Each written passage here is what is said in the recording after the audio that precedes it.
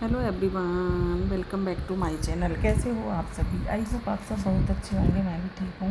Good morning to all of you. मैंने कर दी है अपने वीडियो की शुरुआत एक नए दिन के साथ और उम्मीद करती हूँ कि आपको मेरा वीडियो पसंद आए। तो अभी यहाँ पर सुबह का टाइम है और मैं यहाँ पर चढ़ा रही हूँ जल, क्योंकि नहा ली हूँ, पूजा कर ली है। बारी आ गई है यहाँ पर जल देने की, जो कि तुलसा जी मैया और भोले बाबा दोनों को मैं जल दे रही हूँ। तो पहले तुलसा जी मैया में दे दिया था और अभी मैं लेकर के आई हूँ भोले बाबा के लिए। तो यहाँ पर धूप बत्ती है, उसको भी लगा दूँगी और मेरी पूजा हो जाएगी पूरी।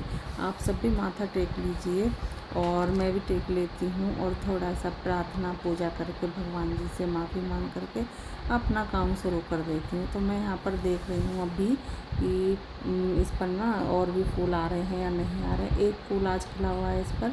कभी कभी तो ना काफ़ी फूल खिलते हैं और हमारे गुलाब पर भी 2 फूल खिले थे। अभी एक खिला हुआ है और एक थोड़ा सा छोटा ही खिला था, वो पता नहीं क्यों ज़्यादा बड़ा नहीं हुआ, लेकिन एक काफ़ी बड़ा हो गया था, तो वो अभी तक भी है। 2 फूल हमारे गुलाब पर भी खिल चुके हैं। अच्छा लगा ये सब देख करके कि चलो मेहनत सफल तो हो रही है। अभी उसके बाद मैं कान्हा जी को भोग लगाने के लिए गई हूँ, क्योंकि कान्हा जी को भोग लगाना है। और आम और दही वगैरह जो भी जैसा भी मेरे पास जो भी कुछ होता है, मक्खन हो, दही हो, आम हो, है ना, केला हो या फिर कोई भी मिठाई हो, कुछ भी हो, मैं उसी से उनका भोग लगा देती हूँ।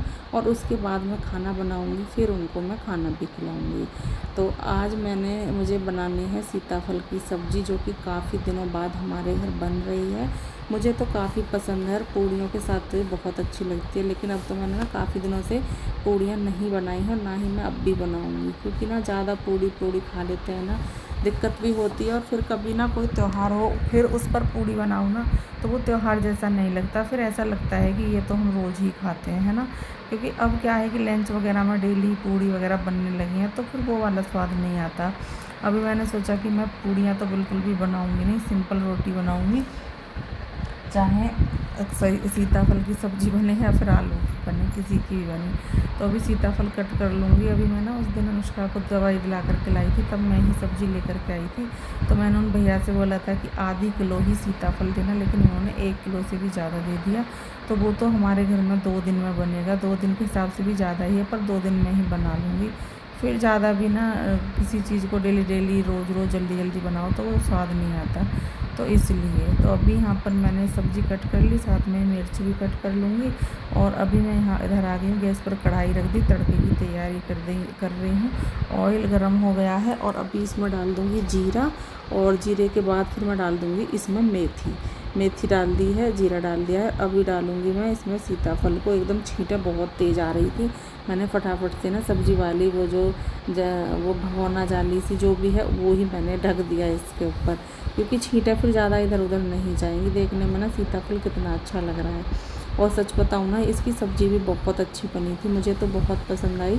अनुष्का ने भी खा ली थी। अनुष्का तो पता नहीं क्यों कम खाती है सीताफल, लेकिन सीताफल, तोरी, लौकी, लेकिन मैं उससे बोलती हूँ कि नहीं, खाने चाहिए, ज़रूरी है। तो मैंने फिर उससे बोला तो उसने खा लिए थे।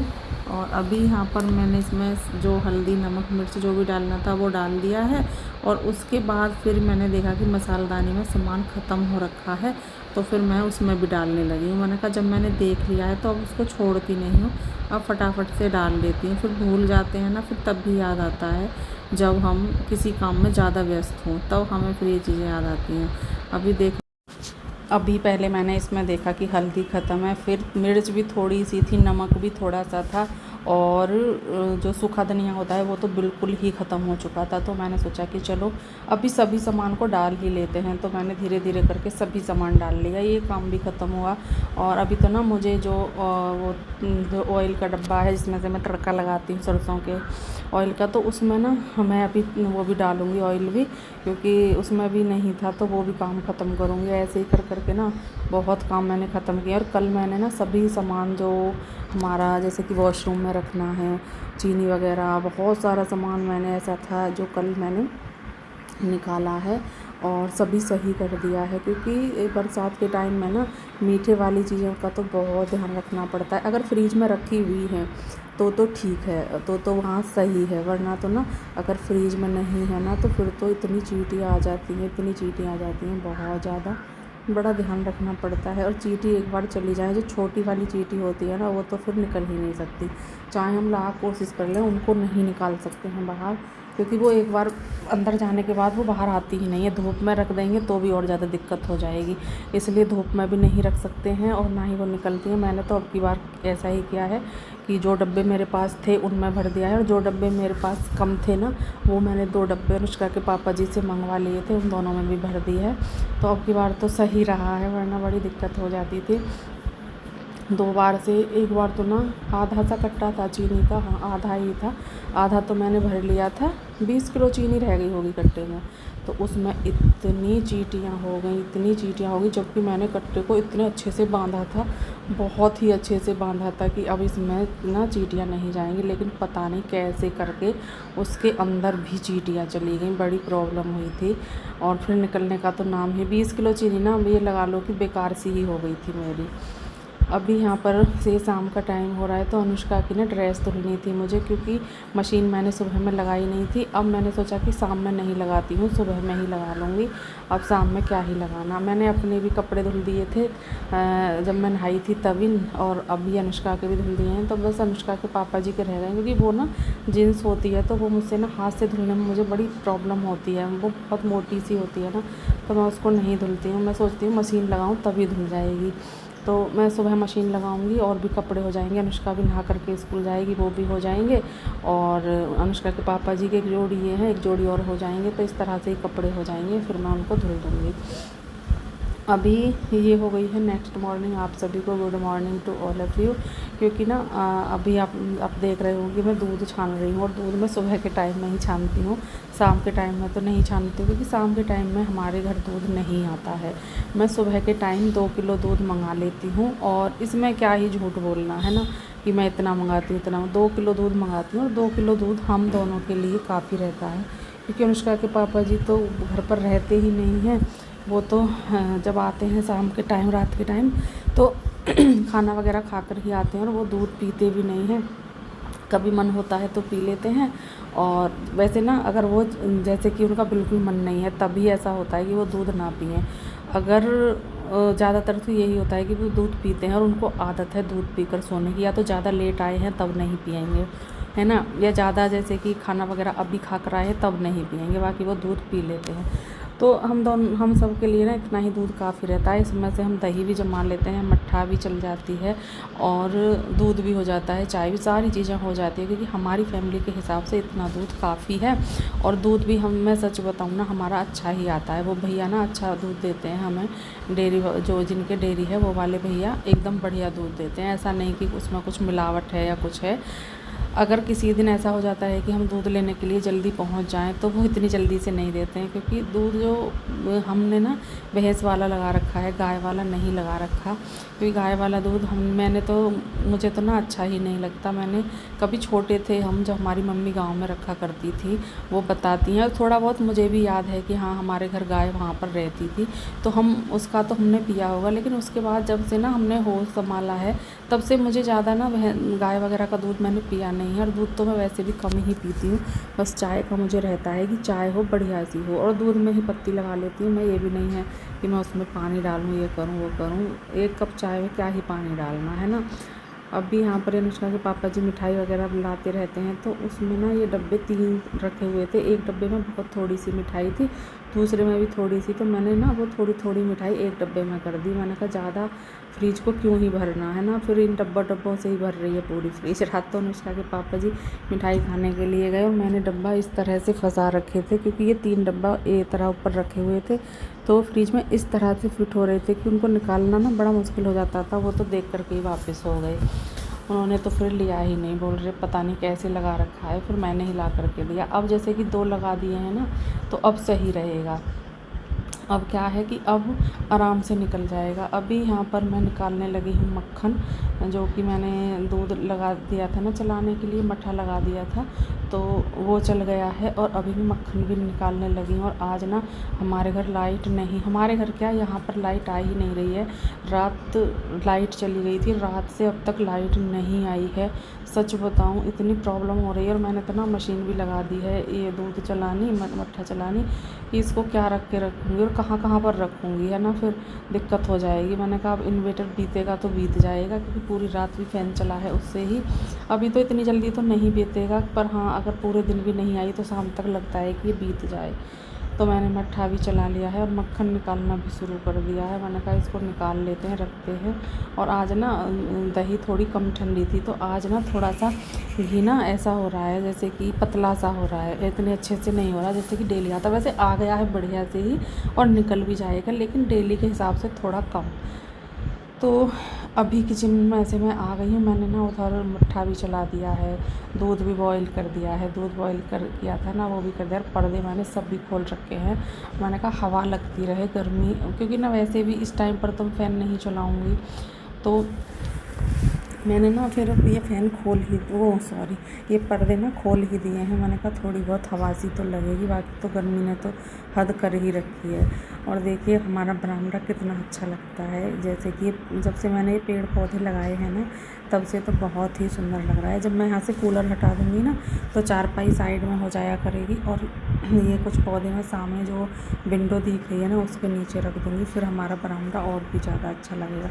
वैसे तो ना मन होता है कि मैं यहाँ पर चारपाई डालूँ ही ना, यहाँ पर इधर भी पेड़ पौधे हों, उधर भी, लेकिन ऐसे भी बरामदे में फिर बैठने का मन हो तो कैसे बैठेंगे। तो थोड़ा सा रहता है कि हाँ एक चारपाई तो डली ही होनी ही चाहिए, है ना। वैसे इस बरामदे में ना तख़्त भी डालें तो भी बहुत अच्छा लगेगा, यहाँ पर जहाँ पर हमारा कूलर है। पर यह है कि जब हमें गर्मी में कूलर लगाना पड़ता है तो यहाँ से वो हटाना पड़ता है। तो तख़्त का क्या है कि हम डेली तख़्त को नहीं हटा सकते हैं। चारपाई को तो हटा सकते हैं, लेकिन तख़्त को नहीं हटा सकते हैं। तो चीज़ें वो ही डाल सकते हैं जो जहाँ पर सही लगें और जो वहाँ पर चल जाएँ। तो इसलिए अभी यहाँ पर झाड़ू भी मैंने लगा दी है, थोड़ी सी ही रह गई है, बाकी तो लग ही चुकी है। झाड़ू लगा लेते हैं। और देखने में तो ऐसा लग रहा है कि बिल्कुल कचरा नहीं निकल रहा है, लेकिन हाँ मुझे तो जब मैं यहाँ पर लगा रही हूँ मुझे तो दिख रहा था, ज़्यादा तो नहीं था, क्योंकि इधर ना जो मोटा मोटा कचरा होता है वो चिड़िया इकट्ठा कर देती हैं। पता नहीं कहाँ कहाँ से घास फूस लेकर के आ रही हैं और इस तरह के पत्ते लेकर के आती हैं। जैसा ये हमारे अभी मैंने पौधा हटाया था ना, इस तरह के। एक दिन तो मैंने सोचा कहीं मेरे पौधे से तोड़ करके नहीं ले जा रही हैं। ये मैंने बड़े ध्यान से देखा, पहले उस पत्ते को देखा फिर इस पत्ते को देखा, दोनों की मैचिंग की। क्योंकि ना होता है कि अगर वो इसे तोड़ने से लग जाए तो ये कै दिन का है ना। इतना तो है नहीं कि इस पर अनगिनत पत्ते हैं, कुछ पता ही नहीं पड़ेगा, गिनती के पत्ते होंगे इस पर, पता नहीं, ज़्यादा तो है नहीं। तो थोड़ा सा रहता है कहीं इसी पे से तोड़ करके तो नहीं ले जा रही हैं, कहीं मेरा पौधा ना ख़राब हो जाए। तो मैंने बड़े ध्यान से देखा, लेकिन नहीं, ऐसा कुछ भी नहीं था। इस पे से नहीं ले जा रही थी। वो जैसे चारा आता है ना पशुओं का, तो वो कहीं दूर से किसी के घर से लेकर के आ रही हुई। हमारे घर तो चारा नहीं आता है, हरा चारा। तो पहले हम पशु रखते थे तब तो आता था, और अब पशु रखते ही नहीं हैं, है ना। तो अब नहीं है तो अब चारा भी क्या आएगा। तो हमारे घर तो नहीं है, लेकिन हाँ जिनके पशु रहते हैं उनके वहाँ से ला रही हूँ। मैंने ये भी सोचा था कि हाँ ये वहीं से लाई हैं पक्का। और वो हरी ज्वार जो होती है ना, वो उसका पत्ता था। और मैं काफ़ी दिनों से सोच रही हूँ मैं क्यों भूल जाती हूँ इनके बारे में, क्यों भूल जाती हूँ, जबकि मैं बहुत सोचती हूँ कि मैं इनके ना घर बनाने में हेल्प करूँगी। लेकिन जब भी अनुष्का के पापा जी जाते हैं मैं भूल जाती हूँ और मुझे याद ही नहीं रहता, है ना। अगर मुझे याद रहे ना तो आ जाए उनका वो जो क्या बोलते हैं घोंसला बना हुआ सा जो आता है, जो मार्केट से ले आते हैं, लेकिन मैं ही भूल जाती हूँ। और डेली सोचती हूँ फिर भी याद नहीं रहता है। और मैं तो भूलती भी बहुत जल्दी हूँ, बहुत जल्दी ही भूल जाती हूँ मैं चीज़ों को, पता नहीं क्यों।